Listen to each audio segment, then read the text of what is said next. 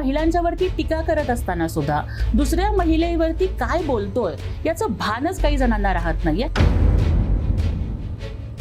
कुठंतरी आपले score settle करण्यासाठी या अत्याचार प्रकरणाचा वापर करू नका.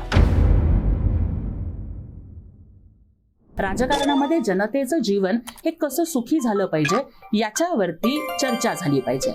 राजकारणामध्ये टीका झालीच तर ती मुद्द्यांवर झाली पाहिजे, कामांवर झाली पाहिजे.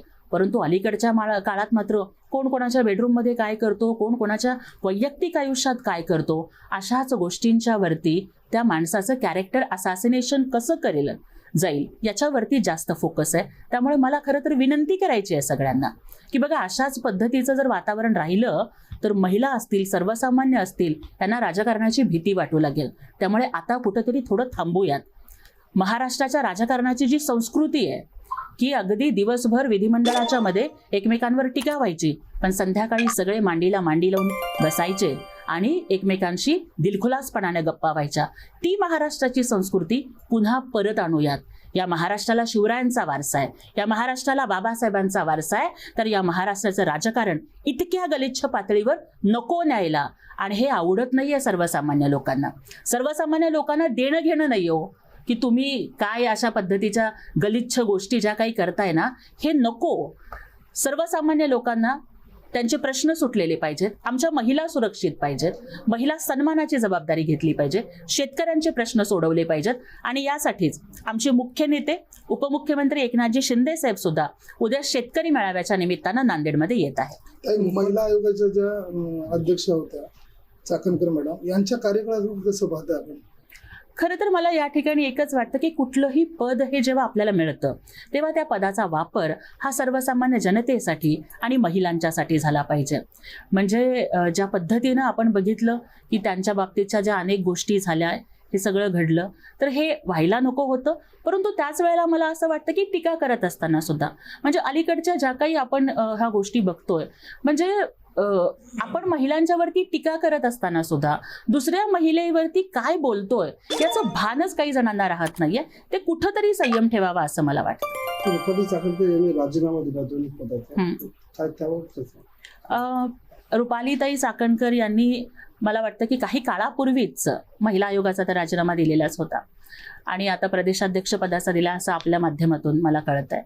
तर मी स्वागत करते त्यांच्या ह्या निर्णयाचं आणि मी विनंती करेन सगळ्याच महिलांना की कमीत कमी आता तरी म्हणजे कुठंतरी आपले स्कोअर सेटल करण्यासाठी या अत्याचार प्रकरणाचा वापर करू नका. कुणीतरी कोणावरती उठतं, कुणीतरी कोणावरती टीका करतं आणि कोणाचा तरी राजकीय बळी घेण्यासाठी असे प्रकार होता कामा नयेत. तर उलट ज्या पीडित महिला आहेत, म्हणजे व्हिडिओ क्लिप्स नाही, मला थोडासा माझा मुद्दा पूर्ण करू द्या, की ज्या पीडित महिला आहेत की ज्या खरातनी त्या महिलांच्यावरती अत्याचार केलेले आहेत, ज्या महिलांनी धाडस करून जे समाज काय म्हणेल, कुटुंब काय म्हणेल याला न घाबरता ज्या महिला पुढे येऊन लढतायत या प्रकरणाच्या विरोधामध्ये, आपण त्यांना मनोधैर्य देण्यासाठी या सगळ्या महिला नेत्यांनी पुढे यावं. म्हणजे माझी विनंती आहे, ज्या सगळ्या महिला नेत्या रोज प्रेस कॉन्फरन्सेस घेत आहेत, रोज काही ना काहीतरी बोलतायत, मला त्यांना विनंती करायची आहे की ज्या पीडित महिला आहेत त्यांच्या पाठीशी उभं राहूयात, त्यांना न्याय कसा मिळेल याच्यासाठी आपले प्रयत्न आणि आपली ताकद आपण पणाला लावूयात. हे व्हिडिओ क्लिप्स येत आहेत ते पोलीस प्रशासनाकडूनच बाहेर येत आहेत कसे? बघा, ते कसे बाहेर येत आहेत किंवा काय याच्या संदर्भात आता तरी माझ्याकडे काहीच माहिती नाहीये. परंतु ते बाहेर येणं हे अत्यंत धोक्याचं आहे. त्या फॉरवर्ड होणं हे सुद्धा अत्यंत धोक्याचं आहे. एक महिला म्हणून मला या संदर्भात ती संवेदनशीलता मला कळतीये, कारण कुठल्याही महिलेसाठी तिचा मान सन्मान, तिची अब्रू ही खूप महत्वाची असते. आणि जिथे अत्याचार झाल्यानंतर सुद्धा अनेक महिला पोलीस कंप्लेंट करायला पुढे येत नाहीत, ते या बदनामीला घाबरून येत नाही. मग जर एक समाज म्हणून मला आपल्या सगळ्यांच्या माध्यमातून कळकळीचं आवाहन माझ्या महाराष्ट्रातल्या सगळ्या भावा बहिणींना करायचंय की त्या क्लिप्स कुठून आणि कशा येत आहेत याच्या संदर्भात आम्ही प्रशासनाला विनंती करू. पण माझ्या भावांनो आणि बहिणींनो, चुकून जर कोणीही तुमच्या मोबाईलवरती, तुमच्या सोशल मीडियावरती अशी क्लिप फॉरवर्ड केली असेल तर प्लीज ती ओपन करू नका, ती फॉरवर्ड करू नका. त्या आपल्याच भगिनी आहेत, त्यांचा मान हा आपलाच मान आहे. आणि जर त्या अशा कुठल्या कृत्याला बळी पडल्यात आणि जर त्या धाडसानं लढतायत ना, तर आपण त्यांच्या पाठीशी उभं राहूया. त्यांची ओळख जाहीर होईल अशा पद्धतीचं कुठलंही कृत्य कोणीही करू नये ही विनंती आहे.